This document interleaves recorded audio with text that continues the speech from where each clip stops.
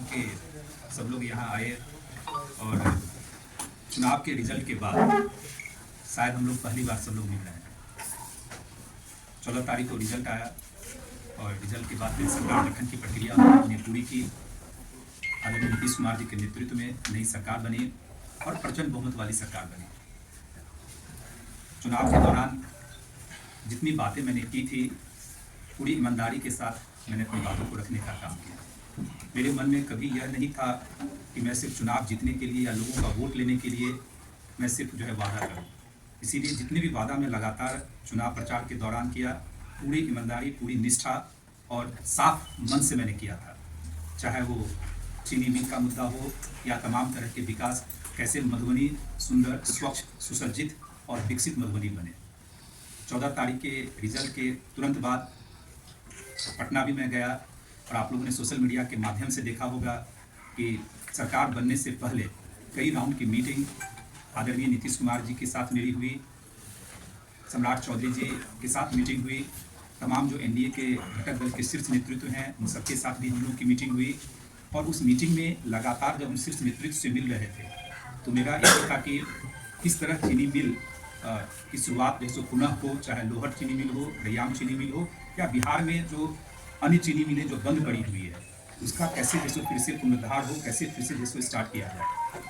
और लगातार हम सरकार से, प्रशासन से, कैबिनेट सेक्रेटरी से हम इस चीज़ की डिमांड करते रहे कि कैबिनेट की पहली मीटिंग जब हो सरकार के गठन के बाद उसमें कुछ ऐसे निर्णय हो कि जनता को लगे कि यह सरकार बहुत ही गंभीर है रोजगार सृजन पे और इंडस्ट्रियलाइजेशन पे, उद्योग व्यवस्था लगाने को लेकर। और यही कारण था कि चुनाव जीतने के उपरांत लगभग मैं 11-12 दिन क्षेत्र में नहीं आया।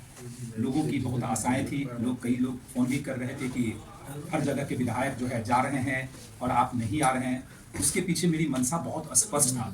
मुझे इस बात का पूर्ण विश्वास था कि कैबिनेट की जो पहली मीटिंग होगी उस मीटिंग से बहुत सारे ऐसे निर्णय होंगे जो मैंने वादा मधुबनी की जनता को किया था।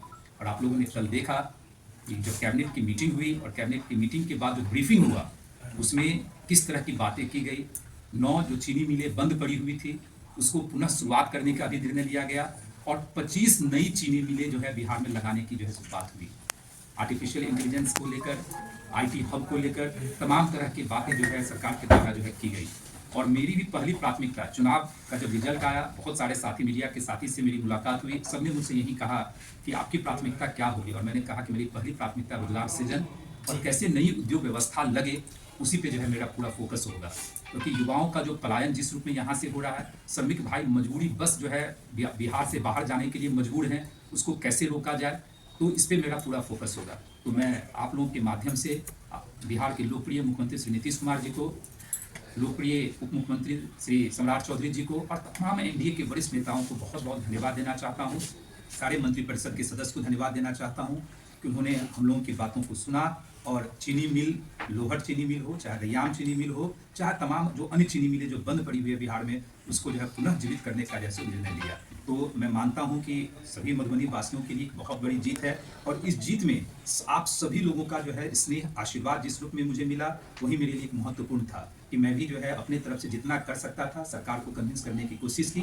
और मैं हमेशा से कहता रहा हूँ कि अगर जनप्रतिनिधि की नीति, नियति और ईमानदारी हो तो सरकार के पास पैसे की कमी नहीं है। न केंद्र सरकार के पास पैसे की कमी है, न बिहार सरकार के पास पैसे की कमी है। अगर कमी है तो जनप्रतिनिधि में कमी होता है कि जनप्रतिनिधि अपनी बातों को सही रूप में नहीं रख पाते हैं।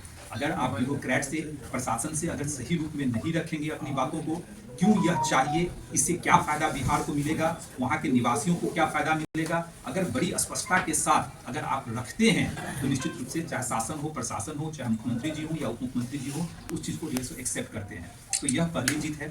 तमाम तरह की अन्य बातें जो मैंने की थी, खासकर जो 2-3 मुद्दे ऐसे हैं जो मेरी पहली प्राथमिकता में है। चीनी मिल की बात तो हो ही गई, उसकी शुरुआत DPR वगैरह बनना स्टार्ट हो जाएगा, कैसे उसकी शुरुआत किया जाए, उसमें क्या क्या करना पड़ेगा, वो सरकार के माध्यम से लगातार हम लोग टच में हैं और जल्दी ही आप लोगों को उसमें भी अच्छी खबर देखने को मिलेगी। लेकिन उसके अलावा कुछ चीज़ें मेरी माइंड में प्राथमिकता के रूप में रही है कि मधुबनी शहर कैसे स्वच्छ, सुंदर और विकसित मधुबनी शहर हमको देखने को मिले, जिसमें पहली प्राथमिकता के रूप में मैंने जो अपने माइंड में रखा है वह है कि जो बस स्टैंड है उसका सौंदर्यीकरण कैसे हो। एक प्रदेश स्तर का स्टेडियम तो ऑलरेडी यहाँ है, लेकिन स्टेडियम को कैसे और अच्छे भव्य तरीके से उसको सुसज्जित किया जाए, स्टेडियम का जो है निर्माण हो। और जितनी भी जो बिहार सरकार की योजना है, जल जीवन हरियाली योजना के तहत मेयर साहब यहाँ बैठे हुए हैं, जितने भी तालाब हैं, तालाबों का सौंदर्यीकरण, क्योंकि बिहार सरकार की स्कीम आप लोग जानते हैं जल जीवन हरियाली योजना, उसके तहत सभी तालाबों के सौंदर्यीकरण के लिए बिहार सरकार की तरफ से पैसा दिया जाता है। तो ये 4-5 चीज़ें प्राथमिकता में हैं। चीनी मिल के अलावा और भी बहुत सारी इंडस्ट्री लगाने की बात जो है हम लगातार बिहार सरकार से कर रहे हैं। चिराग पासवान जी भी आए थे, उन्होंने भी आप लोग के समक्ष वादा किया था कि माधव जी को जिताइए। फूड प्रोसेसिंग सेक्टर में जितनी भी उद्योग की व्यवस्था होगी उनके मंत्रालय से भी हम लोग को सपोर्ट मिलेगा। और ईश्वर की कृपा है कि जिस पार्टी से मैं आता हूँ हम लोग के पास पंचायती राज भी है, जो हमारी पार्टी के लीडर जो है मंत्री बने हैं, तो तमाम तरह के उद्योग मंत्री भी दिलीप जायसवाल जी बने हैं, गन्ना विभाग भी जो है चिराग पासवान जी के पार्टी के मिला है। तो सभी लोग हम लोग मिल के काम करेंगे और मुझे पूर्ण विश्वास है कि जो मैं हमेशा से कहता आया हूँ कि 5 साल लंबा वक्त होता है, अगर नीति नियति और ईमानदारी हो तो 2 से 3 साल में बहुत सारी समस्याओं का निदान जो है किया जा सकता है। और मैं अपने आप को सौभाग्यशाली भी मानता हूँ, क्योंकि यहाँ के सांसद भी बीजेपी के हैं, मेयर भी हम लोगों के साथ हैं, बीजेपी से ही हैं, और अब विधायक हैं। तो तीनों ट्रिपल इंजन हम लोग मिलके आपस में प्रॉपर कोऑर्डिनेशन के माध्यम से हम लोग सारी समस्याओं का निदान करेंगे। दूसरी बात, मैंने यह भी निर्णय लिया है कि एक विधायक का जो ऑफिस होता है, प्रोटोकॉल है, उसका भी हम जो है निश्चित रूप से इस जो भी प्रवास मेरा है सैटरडे तक, उसके दौरान ही मैं कार्यालय का भी उद्घाटन करूंगा उसमें, जिसमें कुछ लोग बैठेंगे भी। और नियमित रूप से मैंने भी यह निर्णय लिया है कि महीने में कम से कम 1 हफ्ता जो है हम क्षेत्र में देने का काम करेंगे, क्योंकि मेरे लिए यह आवश्यक है। जब तक जनता के दर्द को नहीं सुनेंगे, जनता से मिलेंगे नहीं, उनके कष्टों को नहीं समझेंगे, तो पटना में दिल्ली में रहकर हो सकता है कि इतनी सारी समस्याओं का समाधान न कर पाऊँ। इसीलिए मैंने यह निर्णय लिया। और आप लोग देखिएगा कि नवंबर का महीना चल रहा है, दिसंबर में भी आप लोग काउंट कीजिएगा कि हम 7 से 10 दिन देते हैं कि नहीं देते हैं, जनवरी में देते हैं कि नहीं देते हैं। तो इस रूप में हम लोग सब मिलकर मिलकर जिसको काम करने का काम करेंगे। और मुझे पूरा विश्वास है, बहुत सारे लोगों के पेट में तो दर्द होगा ही। और चीनी मिल जो है लगाने की बात हो गई है, तो बहुत सारे लोगों का नेगेटिव कमेंट आता है। अब कुछ लोगों का नियति ही खराब है, तो उसको हम क्या कर सकते हैं, पेट का दर्द तो डॉक्टर ही इलाज कर सकते हैं, हम लोग तो जनसेवक है।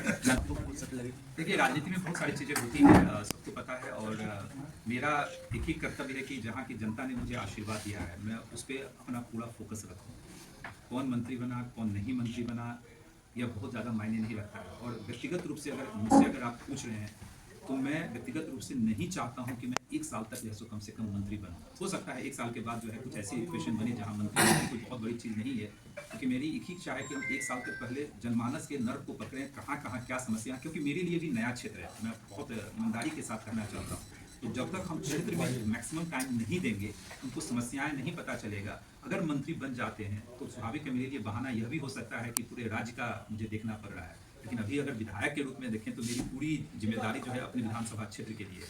तो पार्टी ने निर्णय लिया है, उस पार्टी के निर्णय में हम सब लोग हैं, ऐसा भी नहीं है कि हम सब लोग नहीं हैं। राजनीति में है तो बहुत तरह की चीज़ें होती है, लेकिन जो भी निर्णय हुआ सबकी सहमति से हुआ, ऐसा इसमें कुछ भी नहीं है। बाकी मीडिया क्या चलाता है नहीं चलाता है, मीडिया का काम है, हम लोग का काम विकास करना है।